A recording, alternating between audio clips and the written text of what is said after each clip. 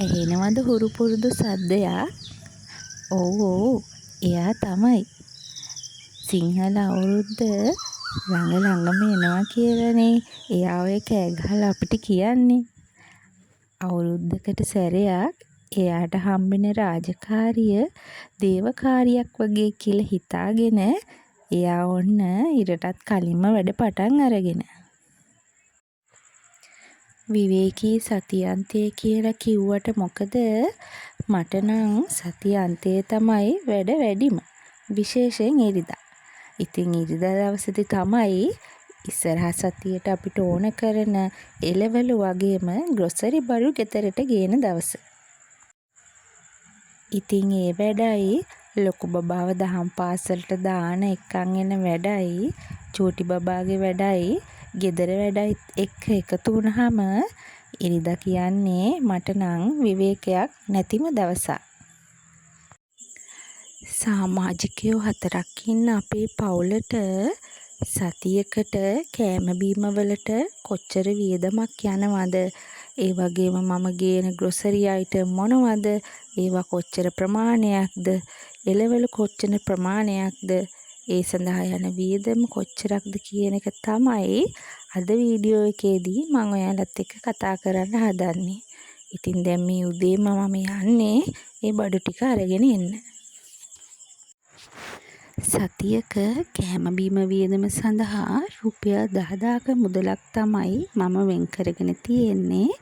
ඒකෙන් රුපියල් 5000ක් ග්‍රොසරි බඩු වලටත් 1500ක් මස් සහ බිත්තර සඳහාත් රුපියල් 2000ක් කරවල සහ එළවලු සඳහාත් රුපියල් 1500ක් මාළු සඳහාත් තමයි මම වෙන් කරගන්නේ.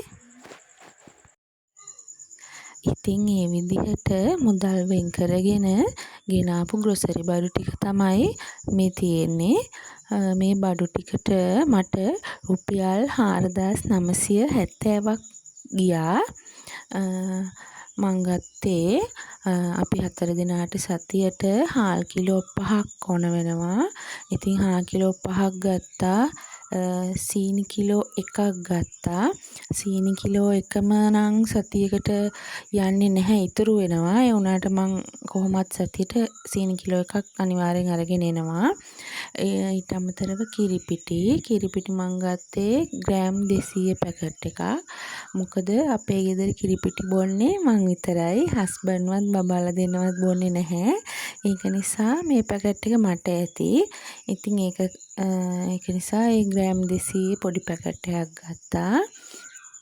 ඊට අමතරව පරිප්පුත් මං ගේන්නේ ග්‍රෑම් 250යි. මොකද අපේ ගෙදර කට්ටිය කන්න අකමැතිම කෑම තමයි පරිප්පු. මේ ග්‍රෑම් 250ත් සමහර සතිවල මේක මෙහෙමම ඉතුරු වෙන සතිත් තියෙනවා. ඒක නිසා මං ග්‍රෑම් 250යි ගෙනාවේ.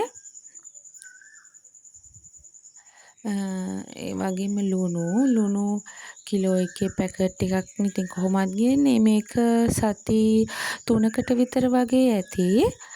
ඊට අමතරව පාන් පිටි ග්‍රෑම් 500ක් පාන් පිටි පැකට් කරපුවා කඩේ ඉවරයි කියලා කිලෝ එකේ පැකට් එකක් කඩලා තමයි මට අද ওই විදිහට හම්බුනේ. නැත්නම් වෙනද පැකට් කරපුවා තියෙනවා. අද ඒව ඉවරයි කියලා ඉතින් මේ ওই විදිහට පැකට් එකක් කඩලා ඔහොම කිරලා තමයි දුන්නේ. ඊළඟට තේකොළත් ඉතින් එක බ්‍රෑන්ඩ් වලින් මම සතියට වෙනස් කර තමයි ගේන්නේ. ග්‍රෑම් 50ක් තමයි තේකොළ ගෙනාවේ. ඊළඟට කහ කුඩු ග්‍රෑම් 50 පැකට් එකක් ගෙනාවේ. මේකත් මට සති 2කට 3කට වගේ ඇති. ඊට අමතරව පොඩි සෝස් පැකට් එකක් ගත්තා. ඉතින් ඕකත් ඉතින් එහෙම සතියෙම කැවෙනවා කියලා එකක් නෑ. සමහර ලාවට සතියක් 2ක් 3ක් වගේ තියෙන වෙලාවලුත් තියෙනවා. ඉතින් ඔය රයිස් එකක් වගේ හදපු වෙලාවට එහෙම නැත්නම් චිකන් එකක් ඩෙවල් එකක් දාපු වෙලාවට වගේ හරි එහෙම පාවිච්චි කරන් තමයි ඔය ගෙනත් තියාගෙන ඉන්නේ. ඊළඟට චීස් ගත්තා. චීස් කෑලි 4 පැකට් එකක්. වෙනදට යෝගටුත් ගේනවා. මේ සතියේ බබාලට පොඩ්ඩක් හෙම්බිරිසා ගතිය වගේ නිසා යෝගට් ගෙනාවේ නැහැ. චීස් එක විතරයි ගෙනාවේ. ඊළඟට පොඩි ජෙලි පැකට් එකක් ගත්තා. ඉතින් ඒ ජෙලි වගේ දේවල් නම් හැම සතියේම අනිවාර්යයෙන්ම එහෙම ගේන්නේ නැහැ. ඉතින් එක සතියට ඔය මොන හරි විශේෂ දෙයක් ගේනවා. ඉතින් බබාලට හදලා දෙන්න. මේ දවස්වල ඉතින් රස්නේ දවසුත් නිසා මට හිතුණා ඉතින් එකක් හදලා දුන්නොත් හොඳයි කියලා. ඒක නිසා ඉතින් ওই විදිහට ජෙලි පැකට් එකකුත් ගත්තා. පොල් තෙල් භාගයක්. මේක නම් ඉතින් සතියෙන් කොහොමත් ඉවර වෙනවා. පහන තියෙන වැඩවලටත් මේකෙන් උයන්න ගන්න කලින් මං වෙන ටිකක් වෙනම වෙන් කර ගන්නවා. ඒක නිසා ඉතින් පොල් තෙල් භාග නම් කොහොමත් සතියෙන් ඉවර වෙනවා. ඊට අමතරව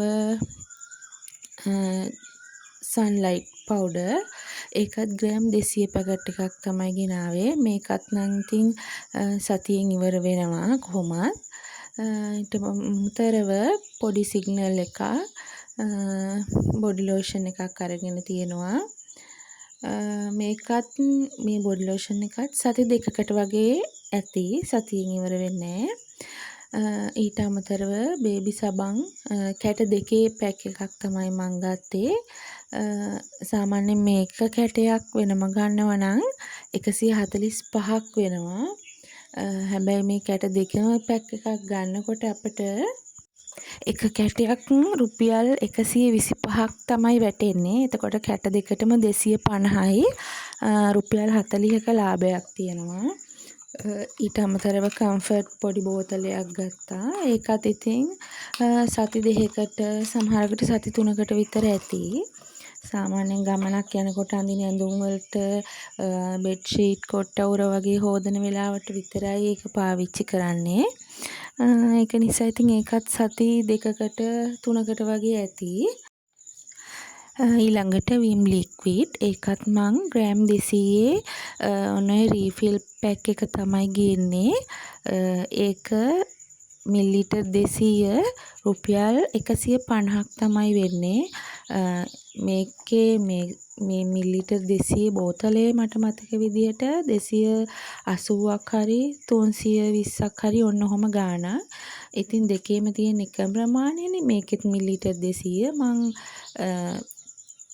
කලින් ගෙනාව බෝතලයක් තියෙනවා. ඉතින් මම මෙන්න මේ රීෆිල් පැක් එක ගෙනල්ලා ඒකට ෆිල් කරගන්නවා. ඉතින් ඒකත් මට සති 3කට වගේ ඇති.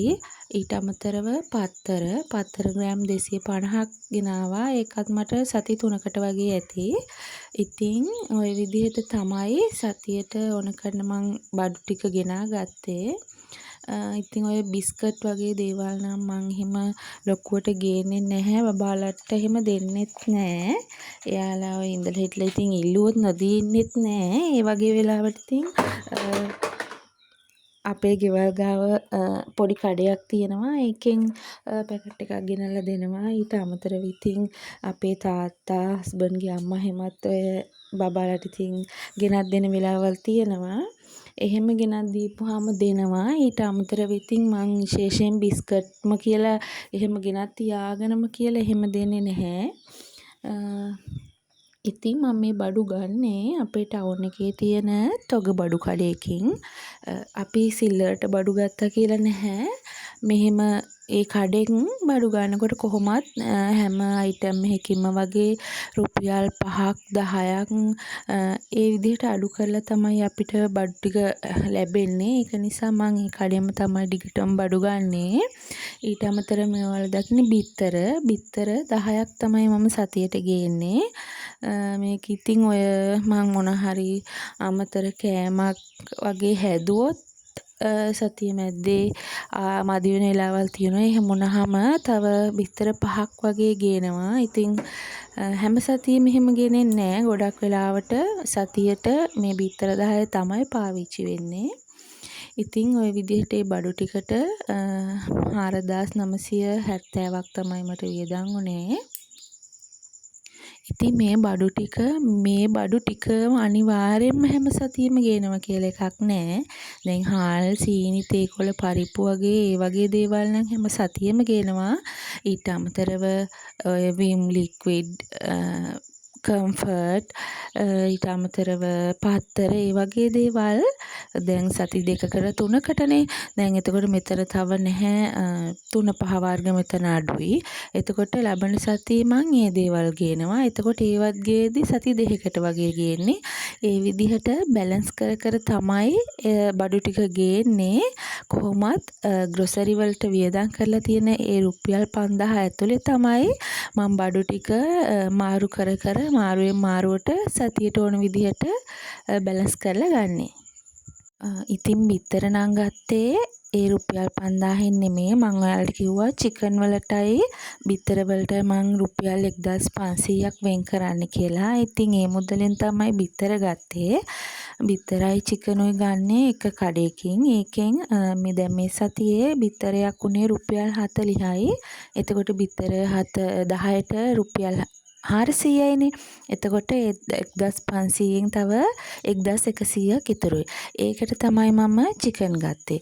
ඉතින් ඒ විදිහට තමයි ඒ 1500 මම බැලන්ස් කරගන්නේ. බිත්තර 10ක් අරගෙන ඉතුරු වෙන මුදලට චිකන් ගන්නවා. ඉතින් සාමාන්‍යයෙන් සතියට එක දවසක් තමයි චිකන් ගන්නෙ. ඉතින් ගොඩක් වෙලාවට ඉරිදට තමයි. සතිය මැද්දෙත් ඉඳලා හිටලා ගේන දවස් තියෙනවා. හැබැයි හැම සතියෙම එහෙම ගේන්නේ නැහැ. ඉතින් ඒ ටික එහෙම අරගෙන දැන් මේ වල දකින්නේ මම මේ බඩු ටික අස් කරගන්න විදිහ. ඉතින් මම මේ ගෙනත් තියෙන බඩු ප්‍රමාණයන් සහ ඒ වලට වෙන් කරලා තියෙන මුදල් ප්‍රමාණය ඕගොල්ලන්ගේ ගෙදර ඉන්න සමාජිකයෝ ප්‍රමාණය අනුව සහ එක එක්කෙනාගේ ආර්ථික මට්ටම අනුව මේ දේවල් වෙනස් වෙන්න පුළුවන්. ඉතින් මේ මගේ ආර්ථිකය අනුව මට ගෙදරට ඇති වෙන සමාජිකයන්ට ඇති වෙන විදිහට තමයි මම මේ බඩු ටික ගෙනත් තියෙන්නේ. ඉතින් YouTube එකෙත් මම ගොඩක් මගේ channel එක පටන් ගන්න කලින් මමත් සර්ච් කරලා බලලා තියෙනවා සතියකට කොහොමද අපේ බජට් එක හදාගන්නේ, සතියට ඒ ග්‍රොසරි බඩු කොහොමද එහෙම කියලා. ඒ වුණාට මට ලොකු වීඩියෝස් ප්‍රමාණයක් හම්බුන්නේ නැහැ වීක්ලි බජට් ප්ලෑනින් සම්බන්ධව. ගොඩක් වීඩියෝස් තියෙන්නේ monthly budget plan, monthly grocery shopping videos තමයි. ඉතින් ඔයත් මං වගේ සතියට බඩු ගේන කෙනෙක් නම්, සතිපඩි හම්බ වෙන කෙනෙක් නම්, බජට් එක සතියට හදන කෙනෙක් නම් මං හිතනවා මගේ වීඩියෝ එකෙන් ඔයාලට යම්කිසි ප්‍රයෝජනයක් ලැබෙන්න ඇති කියලා. ඉතින් එහෙම තියෙනවා ලැබුණා නම් වීඩියෝ එක හොඳයි නම් ලයික් එකක් කමෙන්ට් එකක් දාලා channel එකත් subscribe කරන්න කියලා ආදරෙන් මතක් කරනවා ඔයාලට. ඉතින් ඒ වගේම තමයි ඔයාලා දාන පුංචි කමෙන්ට් එකත් මට ගොඩාක් වටිනවා. ඉතින් ආදරයෙන් මතක් කරනවා කමෙන්ට් එකකුත් දාගෙන යන්න. ඒක වචනෙන් කියන දෙයක් වෙන්න පුළුවන්. එහෙම නැත්නම් පුංචි හાર્ට් එකක් වෙන්න පුළුවන්. ඒ කොහොම වුණත් ඒක මට ගොඩාක් වටිනවා. ලොකු සතුටක් ඒක මට. ඒ වගේම තමයි චූටි බබාලා දෙන්නෙකුත් එක්ක මම මේ channel එක කරන්නේ හරිම අමාරුවෙන්. ගොඩක් ලොකු ආසාවක් තිබ්බ channel එකක් පටන් ගන්න. ඉතින් මේ විදිහට ආසාවෙන් පටන් ගත්ත මේ channel එකට ඔයාලා subscribe කරලා help එකක් දෙන්න කියලා ආදරෙන් මතක් කරනවා. ඉතින් මේ මතක් කිරීමත් එක්ක ඊළඟට ඔයාලා දකින්නේ මම සතියට ඕන කරන එළවලු ටික ගත්ත විදිහ. ඉතින් එළවලු අපි ගේන්නේ පොලෙන්. අද ඉරිදා දවස මෙහි පොළ දවස. ඉතින් කඩේකින් ගන්නවට වැඩිය මිල අඩුවෙන් අපිට පොලෙන් එළවලු ටික ගන්න පුළුවන්. මෙතනදි මම ගෙනත් තියෙනවා ලීක්ස් ග්‍රෑම් 250ක්.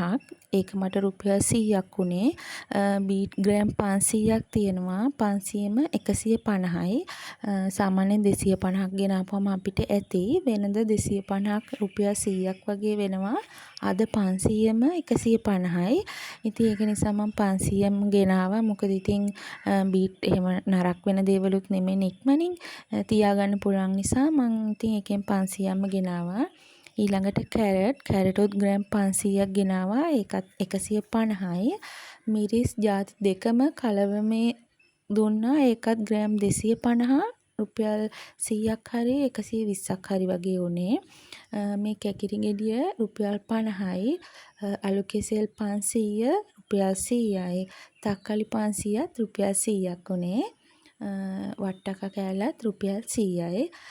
ඊට අමතරව අල ලුණු අල නම් කිලෝ එකක් මං ගෙනාවා. ඒක කොහොමත් සතියට අල කිලෝ එකක් අනිවාර්යෙන් යනවා. මොකද ඉතින් බබාලත් ඉන්න නිසා එයාලට ඉතින් වැඩිපුර අල වගේ දේවල් චූටි බබාට එහෙම ඕන වෙනවනේ. ඒක නිසා ඉතින් අල කිලෝ එක කොහොමත් සතියට ඉවර වෙනවා. ඊට අමතරව රටලුණු ග්‍රෑම් 500ක් ගෙනාවේ. සුදු ලුණු නම් මේ සතියේ ගෙනාවේ නැහැ. මොකද ගිය සතියේ ගෙනාපු සුදු ලුණු ඉතුරු තියෙන නිසා සුදු ලුණු ගෙනාවේ නැහැ. ඉතින් ඊළඟට මාළු නම් මේ වීඩියෝ එකේ අද නැහැ. මොකද මාළු ගේන දවස් අද නෙමෙයි. අපි මාළු ගේන්නේ මාළු මාකට් එකෙන්. ඉතින් ඒකට අපි යන්නේ සවුන්ද හරි අඟහරුවාදා හරි දවසක තමයි. ඉතින් ඒ සම්බන්ධ වීඩියෝ එකක් මම ඉස්සරහට අරගෙන එන්නම්. ඉතින් මේ විදිහට තමයි වීක්ලි මගේ බජට් එකට අනුව මම සතියට ඕන කරන කෑම බීම බඩු ටික ගත්තේ. ඉතින් ඔයත් මම වගේ සතියට බඩු ගන්න කෙනෙක් නම් සතිපඩි ගන්න කෙනෙක් නම් මගේ වීඩියෝ එක හරහා ඔයාලටත් පුංචි අදහසක් එහෙම නැත්නම් ප්‍රයෝජනයක් ලැබෙන්න ඇති කියලා මං හිතනවා. එහෙනම් ඉතින් ආයෙත් අලුත් වීඩියෝ එකක් අරගෙන එනකන් අදට මං ගිහින් එන්නම්. වීඩියෝ එක බලපු ඔයාලා හැම කෙනෙකුටම ගොඩාක් ස්තුතියි. හැමෝටම සුබ දවසක්.